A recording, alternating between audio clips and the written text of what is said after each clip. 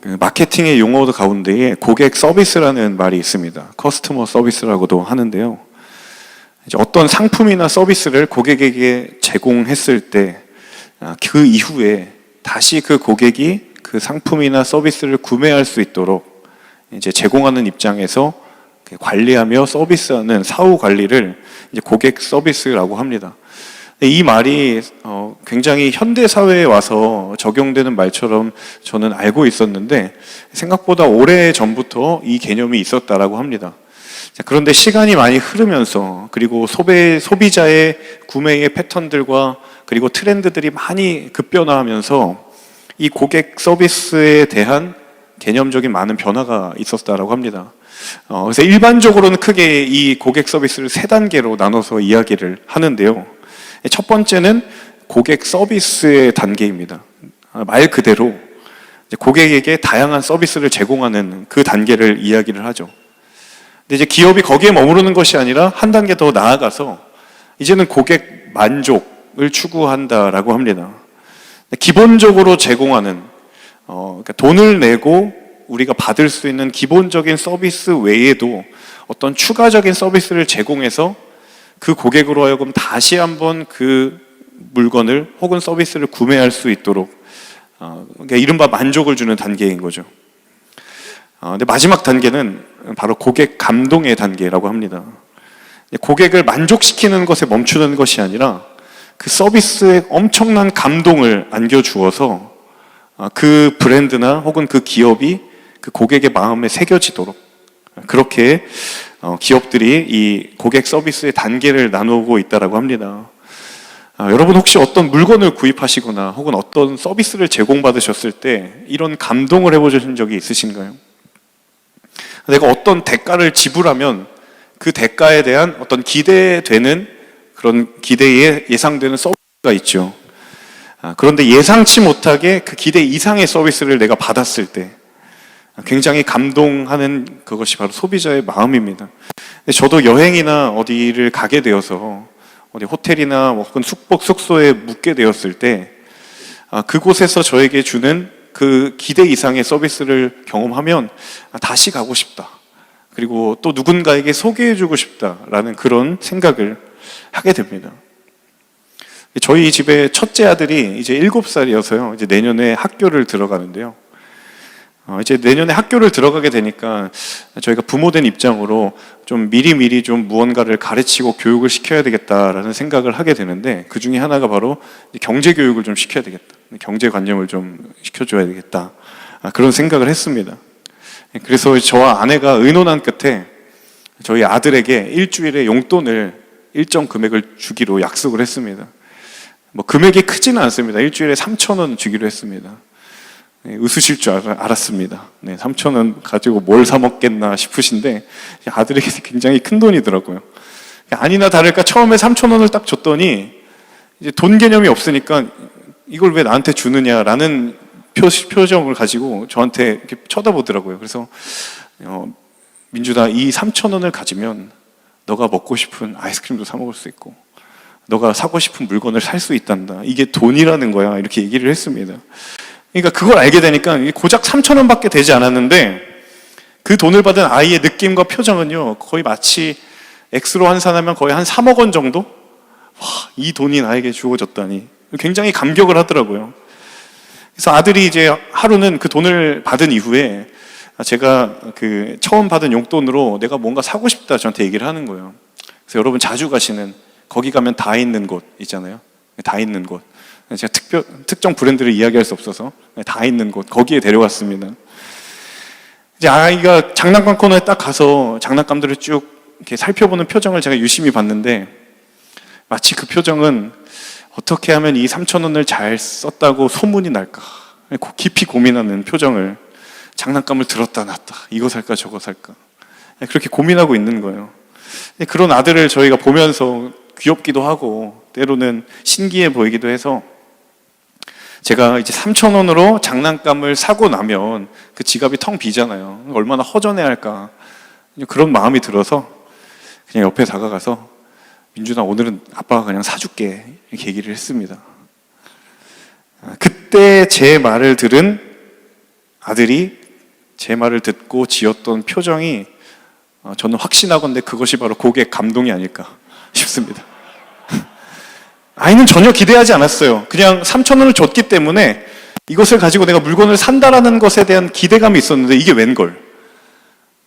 그 돈을 세이브하고 아빠가 그 돈을 사준 대신해서 지불해 주겠다라는 거예요. 얼마나 감동이었을까. 자, 누군가로부터 감동을 받거나 혹은 내가 누군가에게 감동을 줄 때 곰곰이 우리가 그 때를 되돌아보면 그 감동이 실현 가능했던 것은 무엇인가 하면 아마도 그것은 그 사람의 진심과 전심이 아닐까. 거짓이 없는 진정성 있는 모습을 우리가 보통 진심이라고 하고, 그리고 마음을 쏟아붓는 마음을 가리켜서 전심이라고 하는데, 사람들은 그런 진심과 전심을 가진 사람들을 만나면서 그 사람에게 감동하고, 그리고 사회와 공동체는 그런 사람들을 필요로 하는 모습을 우리는 보게 됩니다. 자, 우리가 오늘 함께 읽은 사도행전 20장, 바울이 1차에서 3차에 걸친 전도여행을 이제 마무리하고 이제 밀레도라는 곳에서 에베소에 있었던 장로들을 다 불러 모읍니다. 이제 자신들은 그 장로들에게 자신의 메시지를 전하고 이제는 예루살렘으로 돌아가서 신문을 받고 이제 투옥될 일만 남았어요. 그러니까 어떤 면에서 보면 이 사도행전 20장이 오늘 본문인 이 그 바울의 고별 설교는 지금껏 자신의 모든 사역의 여정을 통틀어서 정말 엑기스와 같이 내가 하고 싶었던 그 말을 담아내는 그런 본문이 아닐까라는 생각이 듭니다. 사실상 감옥에 갇히기 전 마지막 설교이기도 한 것이죠. 자, 바울의 바로 이 설교, 오늘 우리가 함께 나눌 본문에 저는 확신하건대 이 본문 안에 바울의 진심과 전심이 담겨 있다라고 해도 과언이 아닐 것입니다. 오늘 함께 본문을 통해 바울의 진심과 전심의 의미가 무엇인지 발견하고, 그리고 그 바울의 마음을 우리 마음 가운데 새기며 삶의 자리로 나아가는 귀하고 복된 결단의 시간이 되기를 주님의 이름으로 축복합니다. 크게 두 부분으로 나누고 싶습니다. 첫 번째 함께 나누고 싶은 것은 바로 바울의 진심입니다. 바울의 진심. 자, 오늘 본문 17절과 18절의 말씀을 다시 한번 함께 읽어보면 좋을 것 같은데요. 사도행전 20장 17절에서 18절의 말씀을 함께 같이 읽어보도록 하겠습니다. 밀레도에서 바울은 에베소로 사람을 보내 교회 장로들을 불러오게 했습니다. 장로들이 도착하자 바울이 말했습니다. 내가 아시아 지방에 처음 간 그날부터 내가 여러분과 함께 있는 동안 어떻게 살았는지 여러분이 잘 알 것입니다. 자, 18절에 바울이 이렇게 이야기합니다. 내가 여러분과 함께 있는 동안 내가 어떻게 살았는지 여러분이 잘 알 것이다. 자, 내가 어떻게 살았는지 당신들이 가장 잘 알 것이다. 누군가 이렇게 말하는 사람이 있다면 대체로 둘 중에 하나일 겁니다. 첫 번째는 근거 없는 자신감에 빠져 있는 사람이거나, 아니면 두 번째는 정말 그럴 만한 이유와 근거를 가진 그런 삶을 살아왔던 사람이거나. 자, 바울의 경우에는 어떠할까요? 어디에 해당될까요? 바울이 에베소 교회 장로들에게 내가 여러분들과 함께 있는 동안 내가 어떻게 살아왔는지 그 누구보다 여러분들이 잘 알 것이다 라고 말한 이 바울의 고백의 이면에는 지금껏 바울 자신이 걸어왔던 사역의 여정과 믿음의 여정에 내가 누구에게 내세워도 부끄럽지 않을 만한 자부심이 있고 자신감이 있다라는 그 이야기가 내포되어 있는 거죠. 잘 알고 계신 것처럼 이 바울은 개인적으로 굉장히 자랑할 만한 많은 자랑의 거리를 가지고 있었던 사람입니다. 신분적으로는 로마 시민권 가지고 있었고, 학벌로는 율법의 엘리트 코스를 밟아왔고, 그리고 영적으로도 누구에게도 뒤지지 않을 만큼 은사를 가지고 있었고 신비한 체험을 가지고 있었던 사람입니다. 단지 그가 그런 것들을 가지고 자기를 내세우지 않았을 뿐이지, 실제로 그가 그것을 드러낸다면 아무도 그를 만만하게 보지 못할 그 엄청난 은사와 능력을 가진 사람이었다라는 거예요. 자, 그런데 3번에 걸친 바울의 전도의 여정을 마무리하면서 그가 사람들에게 제시하고 있고 내세우고 있는 것은 전혀 다른 것이었어요. 그것은 무엇이냐면 자신의 진심을 내세우기 시작했습니다. 구체적으로 어떤 진심인가? 첫 번째는 하나님을 향한 진심이었고, 두 번째는 교회를 향한 진심이었고, 세 번째는 성도들을 향한 진심이었다. 다른 것 자랑한 것이 아니라, 다른 것으로 나를 입증하려고 했던 것이 아니라, 내가 하나님 앞에서, 교회 앞에서, 그리고 성도들 앞에서 가진 진심이 내가 누구인지를 드러낼 것이다. 내가 지금까지 어떻게 살았는지 여러분들이 잘 아는 그 이야기는 그 삶 자체가 나에게 은사이고 내 능력이다. 그리고 다른 어떤 것보다 지나온 내 삶에서 내가 가장 자랑하고 싶은 것은 하나님과 교회와 성도들을 향한 내 진심이다. 여러분, 입술을 통해서 흩날리고 실체가 없는 수없이 많은 그 말보다 내가 걸어온 삶의 흔적과 내가 남겨왔던 사역의 흔적이 내가 누구인지를 말해줄 것이다 라고 말하는 바울의 고백이 얼마나 멋있습니까? 이것이 더욱 분명하고 선명하게 내가 누구인지를 말해줄 것이다. 이 얼마나 멋있는 고백입니까? 사랑하는 여러분, 하나님은 지금 이 순간, 지금 이 시대에도 믿음의 진정성을 가진 사람을 찾으시는 줄로 믿습니다. 이 시대 가운데 정말 믿음의 진심을 가지고 있는 사람, 믿음의 진정성을 가지고 있는 사람을 하나님은 찾으시고 부르시고 있다는 사실을 기억하십시오. 요즘의 시대를 가만히 바라보면 그저 눈에 보이는 것으로 그 모든 사람들의 이면을 다 재단할 수 있다라고 말하는 시대를 우리는 살아가고 있습니다. 우리 눈에 보이는 것만이 전부이고 그것만이 중요하다는 그런 시대를 살아가고 있습니다. 겉으로 대단해 보일 수만 있다면 속에는 어떤 것이 있어도 다 괜찮은 것 같은 그런 속삭임과 유혹에 노출되어 있는 시대를 우리는 살아가고 있습니다. 그런 시대 가운데서 하나님이 오늘 찾으시는 사람은 누구인가? 하나님 앞에, 그리고 세상 가운데 진심의 마음을 가진 사람, 믿음의 진정성을 가지고 있는 바로 그 사람을 하나님이 찾고 계시는 줄로 믿습니다. 바울이 확신하고 있었던 한 가지 사실은요, 내가 숱한 유혹이 왔어도, 내가 고난이 찾아왔어도 내가 그것을 인내하고 그 시간을 버틸 수 있었던 한 가지 이유는 하나님 앞에서 내가 지키고 있었던 그 진심의 마음에 온전한 변화의 능력이 있다는 사실을 바울이 확신하고 있었기 때문입니다. 무엇보다 믿음의 진정성이 결국에는 빛나게 될 순간이 반드시 오게 될 것이다라는 사실을 바울이 확신하고 있었기 때문에 그는 그 진심의 선택의 순간에서 타협하지 않았다라는 거예요. 자, 그런데요, 제가 이 대목에서 꼭 한 가지 짚고 넘어가야 할 부분이 있습니다. 그것은 무엇이냐면, 그렇다면 이 진심과 진정성이라는 이 단어의 실체가 뭔가? 여러분, 방금 진심의 마음, 진정성의 믿음, 굉장히 마음에 울림이 있으시죠? 어디 한켠에 메모해 두면 참 보기 좋은 문구잖아요. 사실 바울이 말하는 믿음의 진정성, 진심은 그런 보기 좋은 말이 아니었어요. 바울이 말하고 있는, 바울은 전혀 그런 의도를 가지고 성경을 통해서 우리에게 전하고 있지 않다라는 사실이 중요합니다. 저는 이 믿음의 진정성과 진심의 실체가 무엇인지 하나님의 바울을 통해서 말씀해주고 있는 것을 보게 됩니다. 자, 디모데후서 3장 1절과 5절의 말씀인데요. 디모데후서 3장 1절과 5절의 말씀 제가 함께 읽도록 하겠습니다. 너는 이것을 알아라. 말세에 어려운 때가 올 것이다. 경건의 모양은 있으나 경건의 능력은 인정하지 않게 될 것이다. 너는 이런 사람들을 멀리하여라. 바울이 말했던 진심의 실체는요, 굉장히 분명하고 단순합니다.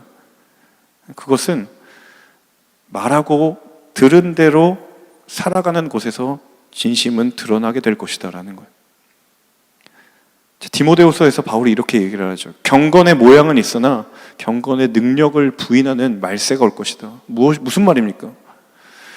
수없이 많은 사람들이 경건의 모양은 만든다는 거예요. 근데 그 경건의 모양이 다 만들어지고 난 뒤에 채워져야 될 경건의 능력은 도외시한다라는 거예요. 근데 수많은 사람들이 경건의 모양만 보고 아, 너는 경건의 능력이 있구나라고 말하는 시대가 올 것이다라는 거예요. 바로 지금의 이 시대 아닙니까? 수없이 많은 크리스천들이 있지만 경건의 모양만 갖춘, 경건의 능력이 사라진, 썬데이 크리스천들이 넘쳐나는 시대, 바울이 지적했던 그 시대가 바로 오고 말았다라는 겁니다. 이 시대 가운데 바울이 진심을 이야기하는 거예요. 이 시대 가운데 바울이 믿음의 진정성이 과연 너에게 있느냐라고 다시 묻고 있다라는 거예요.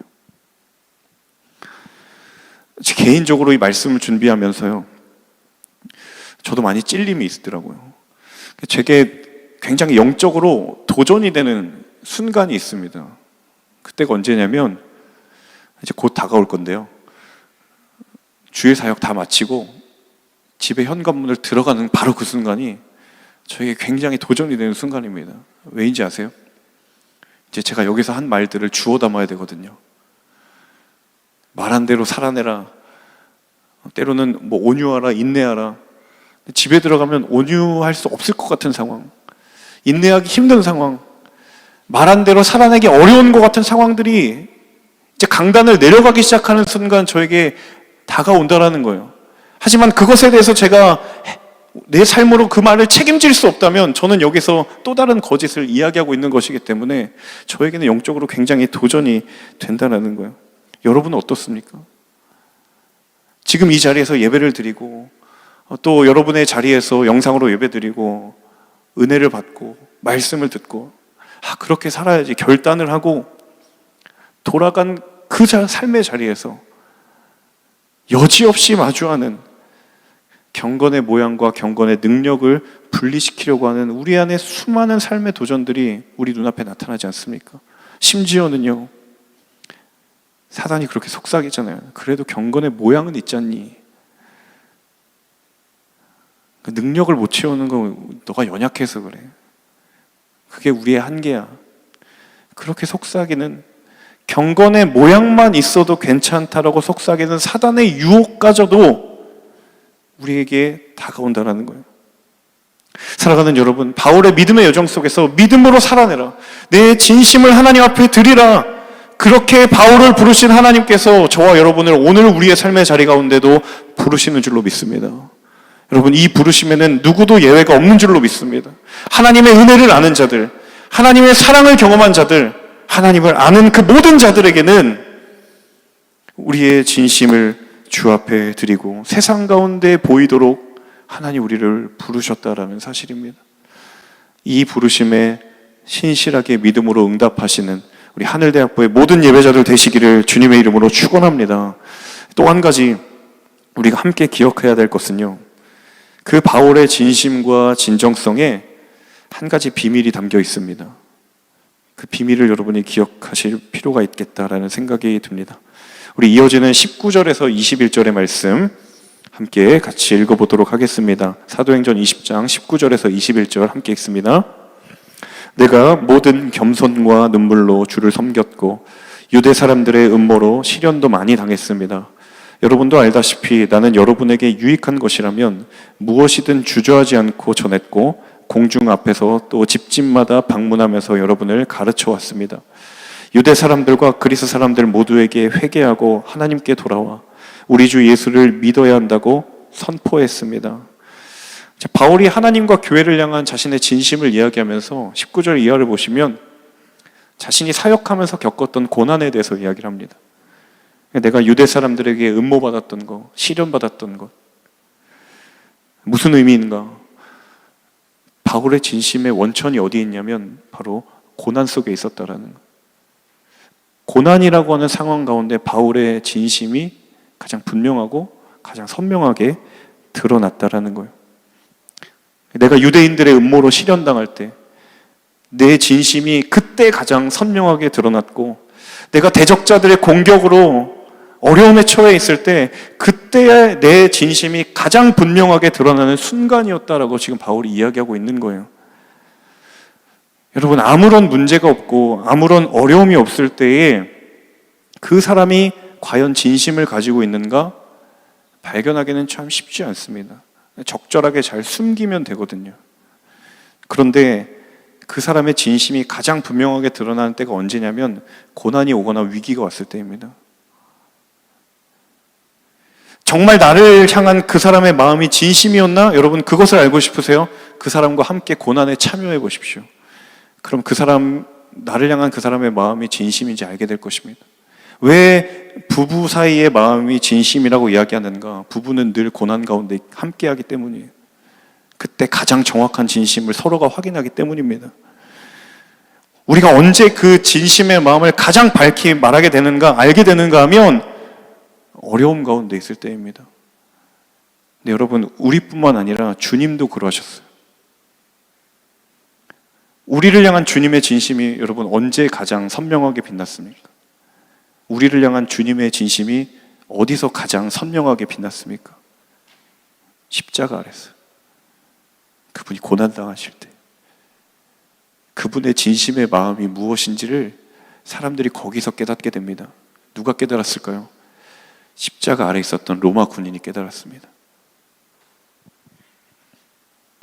십자가를 지시기 전까지 예수를 끌고 가는 모든 상황 속에서 로마 군인은 전혀 알지 못했는데 주님이 고난당하실 때, 그리고 십자가에 매달려 돌아가실 때 로마 군인이 그 아래서 고백하죠. 이 사람은 진실로 하나님의 아들이었다. 하나님을 알지 못했던 사람도 고난 가운데 드러난 진심을 통해 그 사람이 누구인지를 깨닫게 되었다라는 것입니다. 사랑하는 여러분, 우리가 때로 수고하고 헌신하는 그 삶의 자리가 버거워 보이고 때로는 힘에 겨워 보일지라 하더라도 여러분, 그 자리는 우리의 진심의 씨앗을 뿌리는 자리인 줄로 믿습니다. 때로 나의 것을 희생하고 나의 것을 섬기는 것이 내게 너무도 부담처럼 다가온다 할지라도 그때의 그 순간은 가장 선명한 진심의 그림을 그리는 순간이라는 사실을 여러분 믿음의 눈으로 바라보시는 저와 여러분 모두가 되실 수 있기를 소망합니다. 그리고 하나님의 때에 반드시 하나님의 방법대로 그 우리의 하나님 앞에 드렸던 진심이 밝히 드러나는 때가 분명히 올 것임을 우리 가운데 하나님이 약속해 주고 있습니다. 여러분, 그 진심의 마음을 품는 우리 하늘대학부 모두가 되시기를 주님의 이름으로 축복합니다. 두 번째는 바울의 전심입니다. 바울의 전심. 우리 본문 26절과 27절의 말씀 다시 한번 읽어보도록 하겠습니다. 사도행전 20장 26절에서 27절 함께 읽습니다. 그래서 오늘 내가 여러분에게 분명히 선언하지만 여러분 가운데 누가 멸망에 빠진다 해도 그것은 내 책임이 아닙니다. 나는 하나님의 모든 뜻을 주저함 없이 여러분에게 전파했기 때문입니다. 제가 26절을 딱 읽으면서 조금 뭔가 이상한데 라는 생각이 들었어요. 앞부분부터 되게 은혜롭게 읽어왔어요. 내 생명조차 귀한 것으로 여기지 않겠다. 내가 다 쏟아부었다. 갑자기 그런 얘기를 하다가 26절에 여러분 가운데 누가 멸망 가운데 빠진다고 해도 그건 내 책임이 아니다.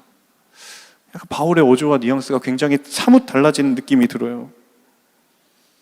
그 자신이 사랑하고 섬겼던 에베소 교인들, 에베소 장로들이었는데 그렇다라고 하기엔 바울의 이 말은 조금 정 떨어지고 속된 말로 손절하는 느낌이 좀 드는 거예요. 도대체 이걸 어떻게 이해를 해야 할까?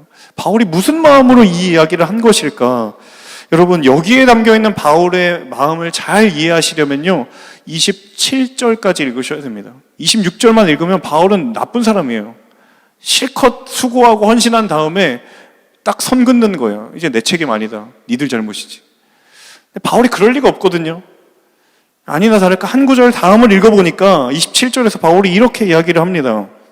나는 하나님의 모든 뜻을 주저함 없이 여러분에게 전파했다. 무슨 의미일까요? 26절과 27절을 연결해 보자는 거예요.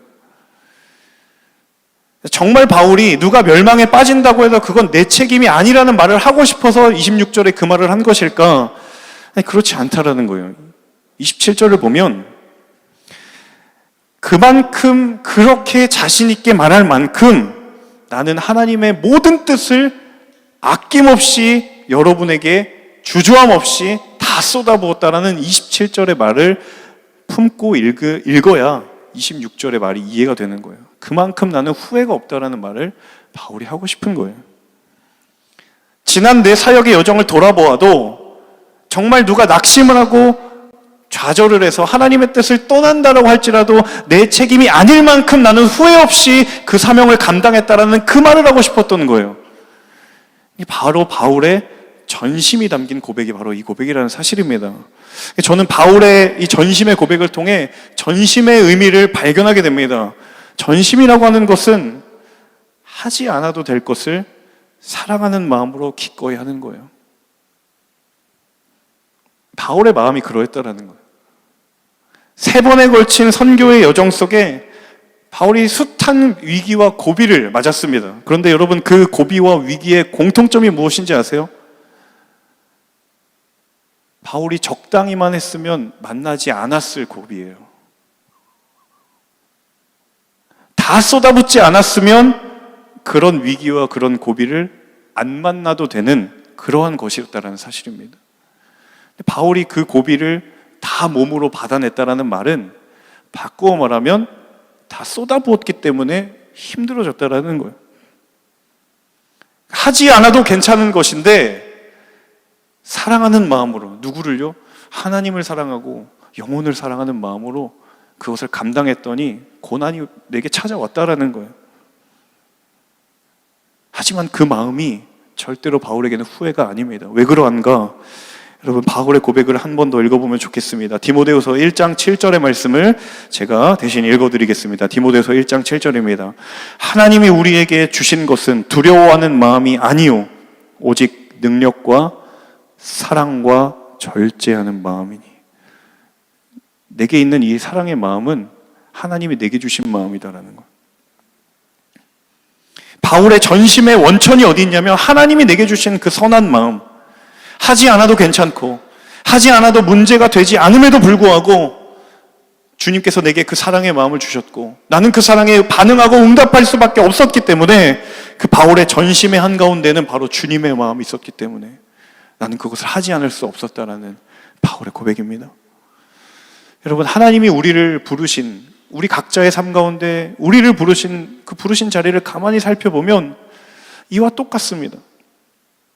이해득실의 관점으로, 이해타산의 관점으로 그 사역의 자리들, 부르심의 자리들을 보면 정말 납득이 안 되고 계산이 안 되는 수고원신들이 굉장히 많이 있습니다.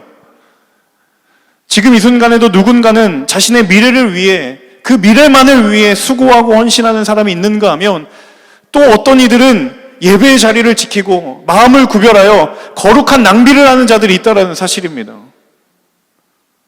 누군가는 자신의 유익을 위해서만 움직이는, 소위 말해서 효율적인 액션만을 하는 사람이 있는가 하면 또 누군가는 그 선한 마음으로 다른 일을 위해서, 공동체를 위해서 시간을 헌신하는 이들이 있고 마음이 헌신을 하는 이들이 있고 또 어떤 사람은 죽음을 감수하는 이들도 있다는 사실입니다.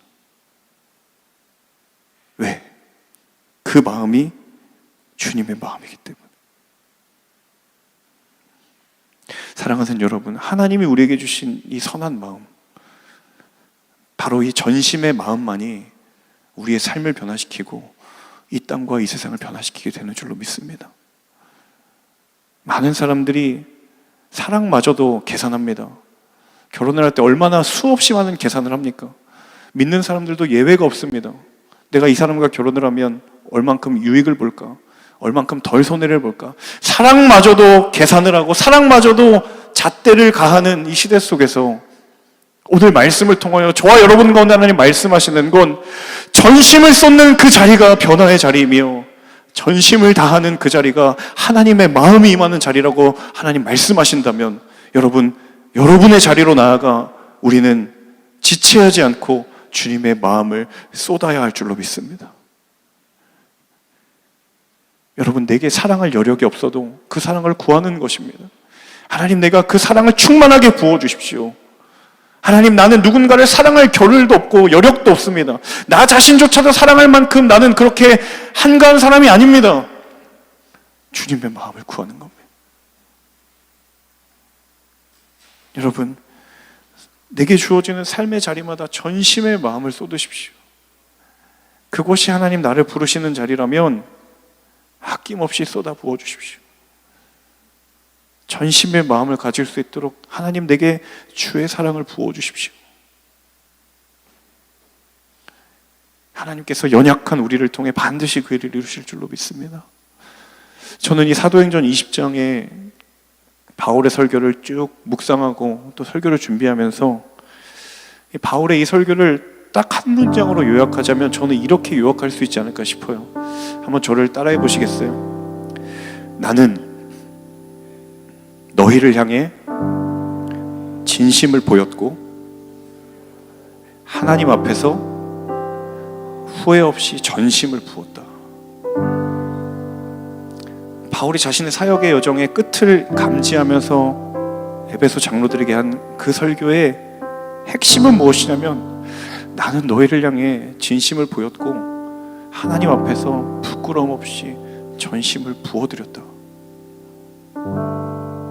사랑하는 여러분, 시간이 흐르고 흘러서 우리가 주 앞에 서게 됐을 때 우리도 이 고백을 품고 이제 하나님 앞에 서게 될 그날이 가까이 왔다고 느껴질 때 여러분 담대하게 이 고백을 하실 수 있는 믿음의 걸음을 그 흔적을 새기실 수 있기를 소망합니다.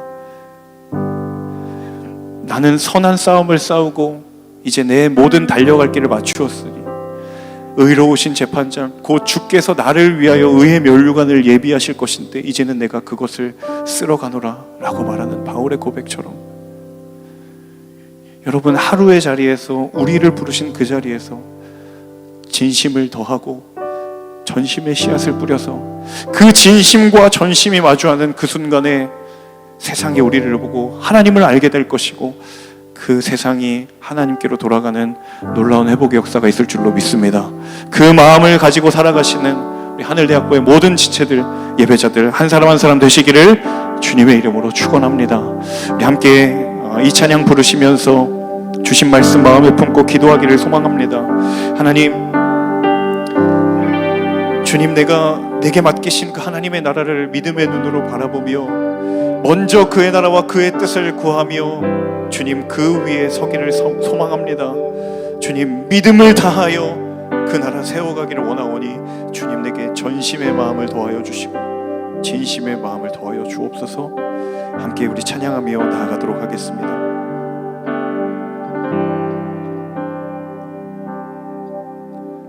이곳에 임하신 하나님 나라 가난한 마음으로 바라보리라. 먼저 그 나라 그 뜻 구하며 나의 삶 드리리. 주님이 맡기신 하나님 나라 믿음의 눈으로 바라보리라. 하늘의 뜻이 이 땅 가운데 완성될 그날까지 믿음 다하여 그 위에 서리라. 하나님의 나라는 무너지지 않으리. 믿음 다하여 그 나라 세워가리라. 주님 곧 오실 때까지. 우리 다시 한번 찬양하며 나아갈 때 우리 가능하신 분은 그 자리에 일어나셔서 찬양하며 나아가겠습니다. 이곳에 임하신 하나님 나라 가난한 마음으로 바라보리. 먼저 그 나라와 그 뜻 구하며 나라 그 뜻 구하 나의 삶 드리리. 나의 삶 드리리. 주님이 맡기신 하나님 나라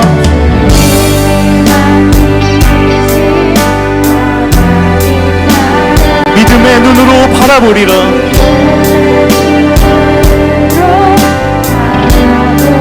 하늘의 뜻이 이 땅 가운데 하늘의 뜻이 이 땅 완성될 그날까지 완성될 그날까지 우리 함께 선포하며 믿음 다하여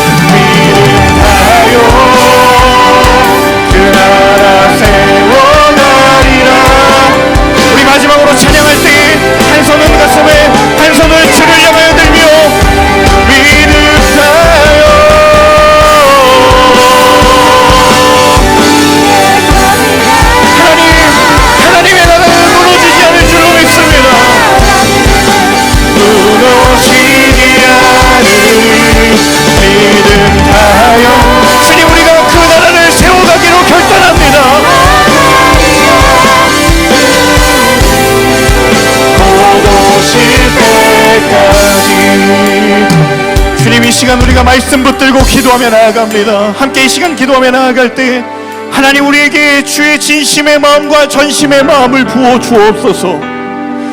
세상이 우리를 판단할 때마다 내가 가진 것이 무엇이냐, 내게 있는 것이 무엇이냐 반문할 때마다 하나님 우리가 믿음으로 선포합니다. 사랑하는 여러분, 내가 여러분과 함께 있을 때 내가 어떻게 살았는지 그것이 내가 누구인지를 말해줄 것입니다.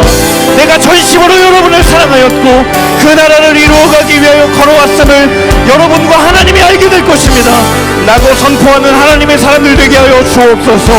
오 하나님, 진심의 마음을 부어 주옵소서. 오 하나님, 전심의 마음을 부어 주옵소서. 이 시간 합심하여 기도하며 나아갈 때에 주여 한번 외치며 기도합니다. 주여,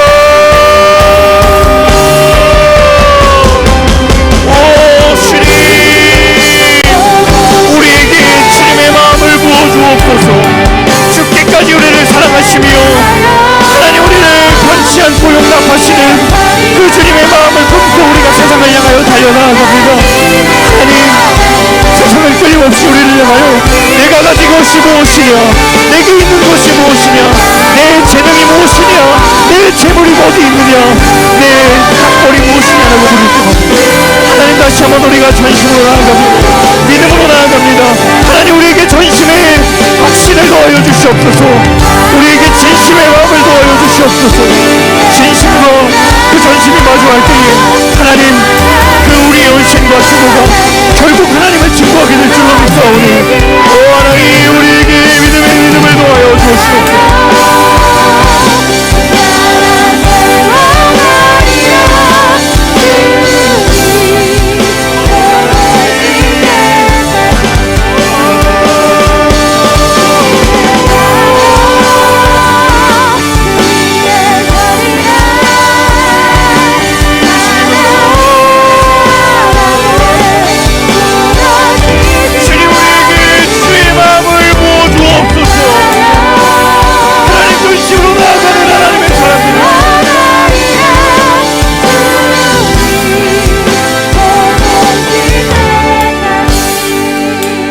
한번 기도하며 나아갈 때 이 시간 우리가 결단하며 기도하는 것은 하나님 그렇습니다. 우리가 주님의 마음을 품고 세상을 향하여 우리의 삶을 향하여 진심과 전심으로 나아갈 때마다 우리에게 도전하는 수많은 유혹들을 우리는 바라봅니다.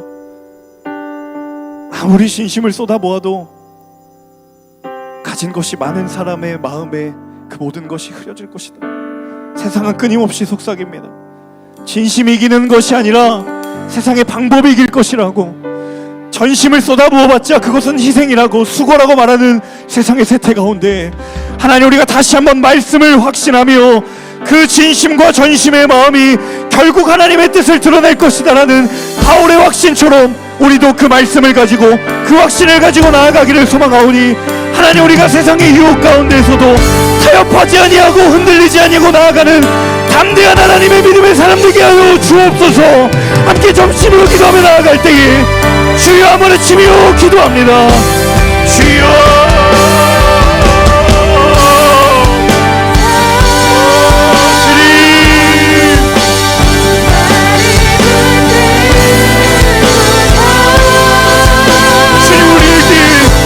담대함을 도와여 주옵소서.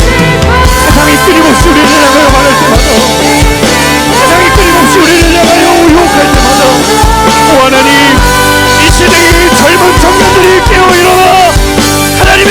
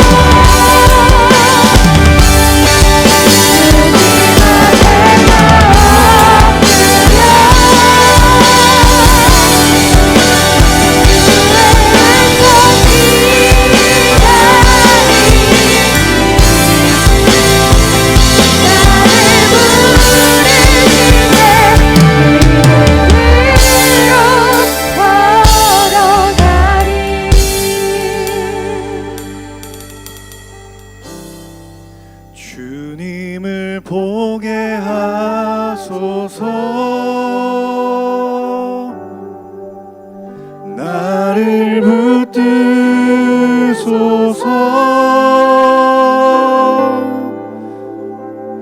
내 뜻과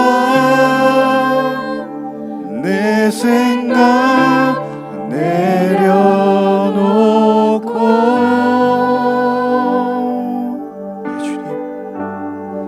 주님 앞에 나 엎드려 주의 음성 기다리니 나를 부르실 때 믿음으로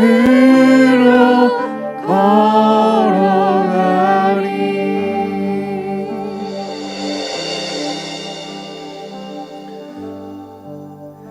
하나님, 바울의 여정을 통하여 바울의 삶의 모든 순간순간 속에서 때로 고난이 찾아왔고 시련이 찾아왔지만 결국 하나님 앞에서 그리고 교회와 성도를 향한 그의 진심과 전심의 마음이 결국 승리하게 될 것이고 결국 이기게 될 것이다 라고 말씀하시는 그 하나님의 말씀을 의지하며 나아갑니다. 진심과 전심이 무슨 소용이 있느냐, 그것은 너의 인생의 낭비일 뿐이다 라고 끊임없이 속삭이는 이 악하고 어두운 시대 가운데에 하나님, 우리를 하나님의 뜻을 품은 다음 세대의 크리스천 청년으로 우리를 부르셨는데 하나님, 우리가 그 세대를 향하여 이 말씀을 품고 다시 한번 담대히 나아가기를 소망합니다. 세상은 아이러니하게도 그렇게 진심과 전심의 마음을 조롱하지만 여전히 이 세상에는 그 전심과 진심의 흔적으로 이 세상은 지탱해 나아가고 있는 것을 보게 됩니다. 하나님, 그것은 하나님의 마음입니다. 십자가에서 우리를 진심으로 사랑하셨고 전심으로 사랑하셨던 그 하나님의 마음이 바로 우리의 마음이기를 소망합니다.